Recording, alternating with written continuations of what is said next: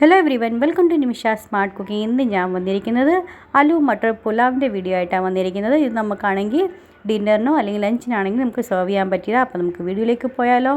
അപ്പോൾ ഇതാണ് ഏറ്റവും ആദ്യം നമുക്കാണെങ്കിൽ ഒരു പ്രഷർ കുക്കർ അടുപ്പത്ത് വെക്കുക. അത് നമുക്കാണെങ്കിൽ 2 കുഴിത്തവിട് 2 തവിയാണെങ്കിൽ എണ്ണയുടെ ക്വാണ്ടിറ്റി ഇച്ചിരി അധികം വെക്കണേ. പിന്നെ എന്തൊക്കെ 1 ടേബിൾ സ്പൂൺ നെയ്യ് ഒഴിച്ചു കൊടുക്കാം. നന്നായിട്ട് ചൂടായി കഴിയുമ്പോൾ 1 ടീസ്പൂൺ ചെറിയ ജീരകവും പിന്നെ നമുക്കാണെങ്കിൽ ബേ ലീവ്സ്, കറുവാപ്പട്ട, ഗ്രാമ്പൂ, പിന്നെ സ്റ്റാർ അനീസ്, ഏലക്ക ഇതെല്ലാം നമുക്ക് അത് ഇട്ട് കൊടുക്കണം. ഇതെല്ലാം ഒന്ന് സോത്തയായി കഴിയുമ്പം ജിഞ്ചർ ഗാർലിക് ക്രഷ് ചെയ്തിട്ട് വെളുത്തുള്ളി ഇഞ്ചിയും കൂടെ ചതച്ച് നമുക്ക് അതിനകത്തോട്ട് ആഡ് ചെയ്ത് കൊടുക്കാം.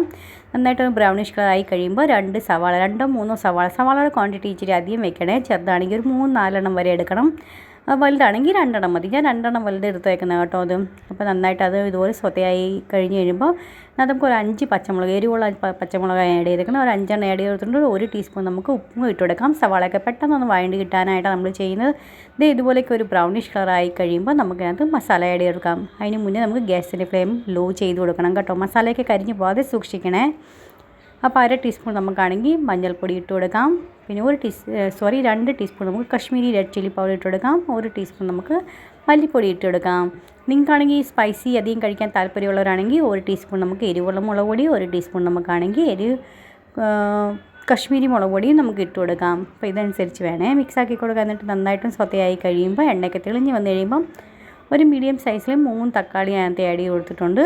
അപ്പോൾ തക്കാളി ഇതുപോലെ തന്നെ വലുതാണെങ്കിൽ 2 ചേർക്കുക, ചെറുതാണെങ്കിൽ 3 വരെ ചേർത്ത് കൊടുക്കാം കേട്ടോ. നന്നായിട്ട് വഴണ്ട് വരുന്നവരെ നമുക്കൊന്ന് വെയിറ്റ് ചെയ്യാം.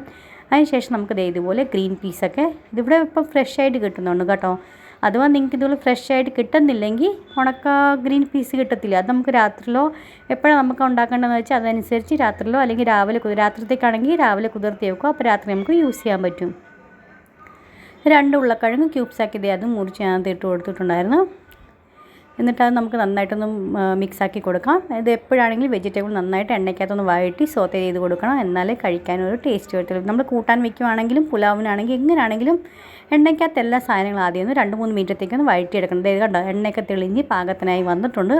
ഇനി നമുക്കാണെങ്കിൽ നമ്മുടെ home made garam masala add ചെയ്ത് കൊടുക്കാം. ഹോം മെയ്ഡ് ഗരം മസാലയുടെ വീഡിയോ നിങ്ങൾ ഇതുവരെ കണ്ടിട്ടില്ലെങ്കിൽ തീർച്ചയായിട്ടും കണ്ടു നോക്കണം. നല്ല അടിപൊളിയാണ്.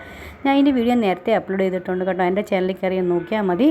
അപ്പോൾ അത് നന്നായിട്ടൊക്കെ നമിക്സാക്കി വെച്ചാൽ അപ്പോൾ ഞാനാണെങ്കിൽ ബസ്മതി റൈസ് എടുത്തേക്കുന്നത് കേട്ടോ. ഇവിടെ പച്ചരി ബസ്മതി റൈസ് കിട്ടും കേട്ടോ. അപ്പോൾ അങ്ങനെ അതായതുകൊണ്ട് ഞാനൊരു 10-15 മിനിറ്റത്തേക്ക് ഞാൻ സോക്ക് ചെയ്ത് വെച്ചതേ ഉള്ളായിരുന്നു. അപ്പം നിങ്ങൾക്ക് അവിടെ ആണെങ്കിൽ നമ്മുടെ പുഴുക്കലരി ബസ്മതി റൈസ് കിട്ടത്തില്ലേ, ബിരിയാണിയൊക്കെ, അങ്ങനെയാണെങ്കിൽ അതൊരു അരമണിക്കൂറത്തേക്ക് കഴുകിയതിന് ശേഷം അരമണിക്കൂറും കുതിർത്തി വെക്കണം കേട്ടോ. അതനുസരിച്ച് വേണം ചെയ്യാനായിട്ട്. അപ്പോൾ ഞാൻ കുറച്ച് നേരത്ത് മല്ലിയിലയും കൂടെ അരിഞ്ഞത് ഇട്ട് കൊടുത്തിട്ടുണ്ടായിരുന്നു. ഇതെല്ലാം നന്നായിട്ട് സോത്തയായി വന്നിട്ടുണ്ട്. അപ്പോൾ നമ്മൾ അരി കുതിർത്തി വെച്ച് അതിന് വെള്ളമൊക്കെ എല്ലാം കളയാം നമുക്ക്. എന്നിട്ട് അതിന് ശേഷം നമുക്ക് ഈ അരി അതിനകത്ത് ഇട്ട് കൊടുക്കാം. അപ്പോൾ ആണെങ്കിൽ നമുക്ക് എങ്ങനെ വെള്ളം അളവ് എടുക്കുന്നത്, നമ്മളാണെങ്കിൽ ഇത് ഇപ്പം 2 ഗ്ലാസ് അരി എടുക്കുവാണെങ്കിൽ അതിന് 3 ഗ്ലാസ് വെള്ളം വേണം. അങ്ങനെ വേണേ എടുക്കാനായിട്ട്. നമ്മൾ ഏതാ കപ്പോ ഗ്ലാസ്സോ അരി അളന്നെടുക്കുന്നത് വെച്ചാൽ ആ ഗ്ലാസ് അതോ ആ കപ്പിന് തന്നെ നമുക്ക് വെള്ളം വേണം ഒഴിച്ചു കൊടുക്കാനായിട്ട്. അപ്പോൾ അരി ഒരു 2-3 മിനിറ്റത്തേക്ക് നമുക്ക് മസാലയ്ക്കകത്തൊന്ന് സോത്ത് ചെയ്ത് കൊടുക്കാം. അതിന് ശേഷം 3 ഗ്ലാസ് വെള്ളം, ഈ ഗ്ലാസ്സിന് അരി എടുത്തേക്കുന്നത് കേട്ടോ, ആ ഗ്ലാസ്സിന് 3 ഗ്ലാസ് വെള്ളം ഞാൻ ഒഴിച്ചു കൊടുത്തിട്ടുണ്ട്. അപ്പോൾ നന്നായിട്ടൊന്ന് മിക്സാക്കി കൊടുക്കാം. ഇപ്പോൾ ഉപ്പൊക്കെ നോക്കണേ, പാകമാണ്. ഉപ്പ് ഇച്ചിരി മുന്നിട്ട് നിൽക്കുന്ന രീതി വേണം ഇട്ട് കൊടുക്കാനായിട്ട്. അരിക്കകത്തും വെജിറ്റബിളിനകത്തൊക്കെ ഉപ്പ് പിടിച്ച് വരുമ്പം കുറയും കേട്ടോ ടേസ്റ്റ്. അപ്പോൾ അതുകൊണ്ട് ഇച്ചിരി മുന്നിട്ട് നിൽക്കുന്ന രീതി വേണം.